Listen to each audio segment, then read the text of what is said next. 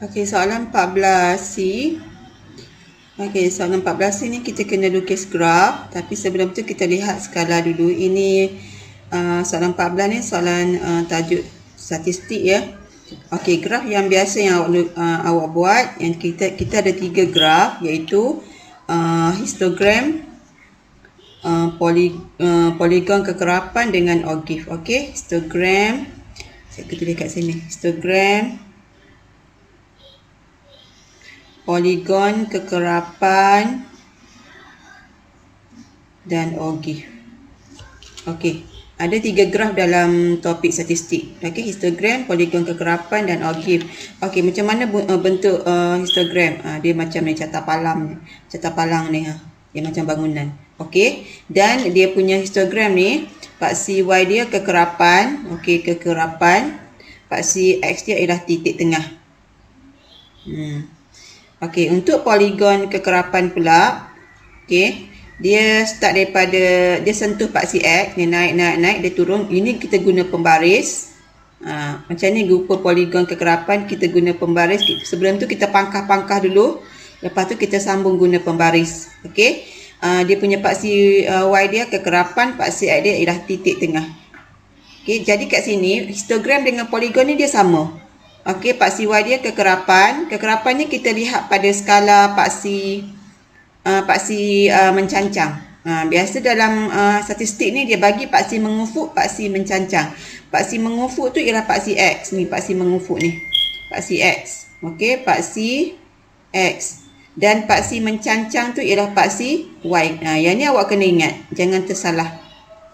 Okey, paksi mengufuk paksi X, paksi mencancang paksi Y. Lepas tu yang ketiga ialah ogive. Ogive bentuk dia macam mana? Dia awak plot sentuh juga dekat paksi X, tapi dia guna freehand, dia naik ke atas. Ni ogive. Okey, ogive pula ni dia punya paksi Y dia kekerapan longgokan. Okey, kekerapan longgokan. Paksi X ni ialah sempadan atas. Yang ni kena ingat. Okey, kena ingat sempadan atas.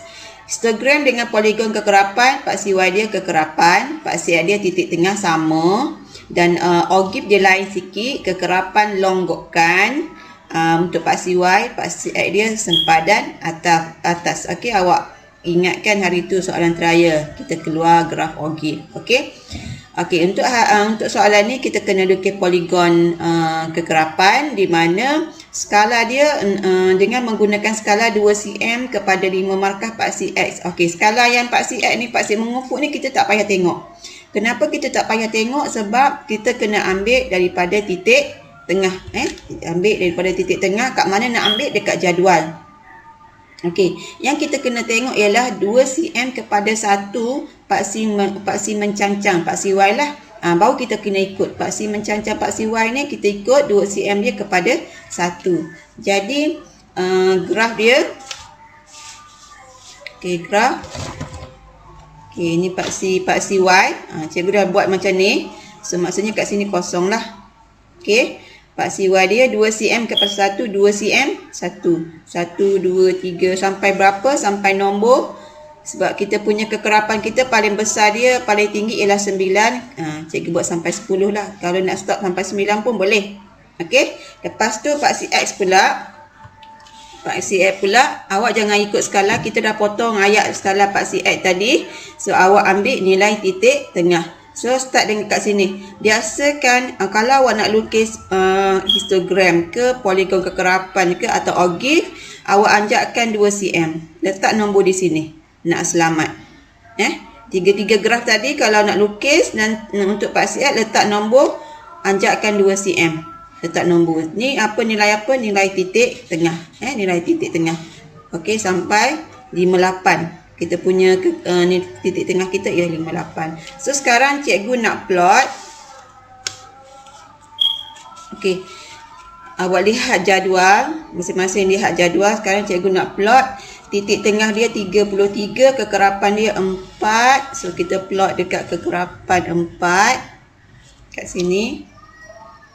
Pangkah, jangan buat titik. Lepas tu seterusnya 38 titik tengah. Kekerapan dia 8. Kekerapan dia 8. Okey, kat sini.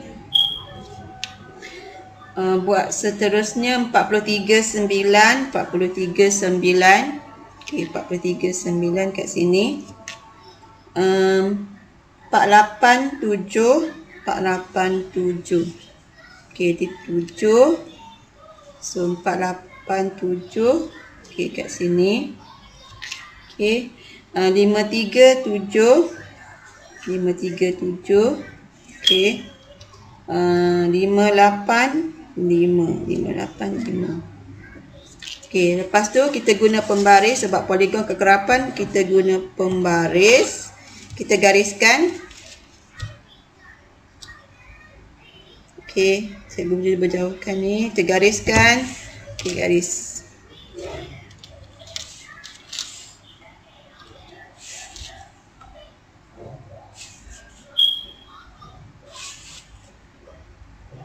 Okey. Itu rupa poligon kekerapan. Tapi apa yang silap kat sini ialah dia punya konsep poligon kekerapan tu dia mesti sentuh pada paksi X ni, sini. Awal dengan akhir dia mesti sentuh pada paksi X. Jadi kat mana nak turun paksi X ni? Yang titik ni, ini titik pertama ni. Yang 4 tadi kekerapan dia 4. Awak turun ke paksi X dengan cara 2 cm juga. Sebab ni 2 cm kan. Awak tak boleh turun garis ke sini. Salah. Sebab sini ke sini 1 cm. So awak kena turun ke sini 2 cm. Okey. Yang last kali pun sama. Awak nak turun ke mana? Sini. Awak turun ke bukan turun dekat 58. Salah. Awak turun 2 cm jarak. Okey, kat sini.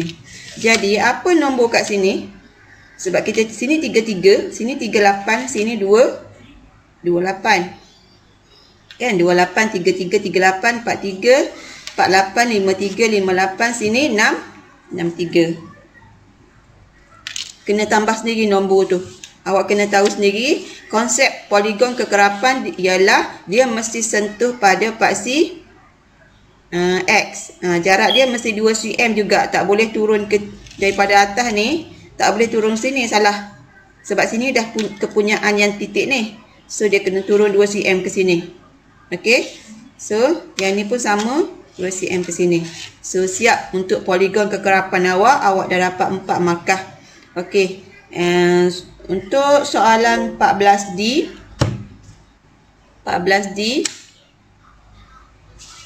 Okey. Apa soalan 14D? Okey.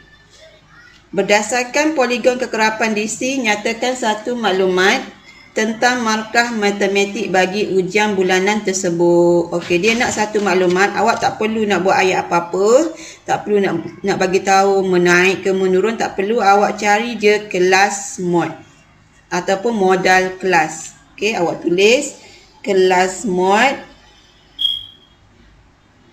Apa itu kelas mod? Kelas mod ni kita cari kekerapan yang paling tinggi 9, bukan jawapannya.